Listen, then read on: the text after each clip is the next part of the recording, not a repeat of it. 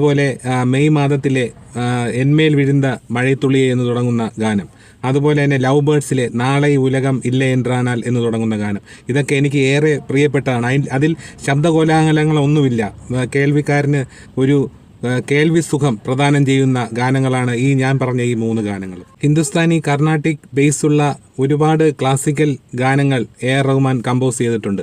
അതിൽ എനിക്ക് ഇഷ്ടപ്പെട്ട ഗാനങ്ങൾ ഒന്ന് ഇരുവർ എന്ന ചിത്രത്തിലെ നറുമുഖയെ എന്ന് തുടങ്ങുന്ന ഗാനവും, അതുപോലെ ജീൻസ് എന്ന ചിത്രത്തിലെ കണ്ണോട് കാൺപതെല്ലാം എന്ന ഗാനവും. ഇതിലൊക്കെ AR റഹ്മാൻ്റെ ഒരു സംഗീതത്തിൻ്റെ ഒരു റേഞ്ച് അളക്കാൻ കഴിയുന്ന ഗാനങ്ങളാണ് ഞാൻ പറഞ്ഞ ഈ ഗാനങ്ങളൊക്കെ. അതുപോലെ ക്ലാസിക്കൽ ടച്ചുള്ള ഒരുപാട് ഗാനങ്ങൾ AR റഹ്മാൻ്റെതായി ഉണ്ട്. ഓരോരുത്തർക്കും അവരുടേതായ ഇഷ്ടങ്ങളുണ്ടാവും.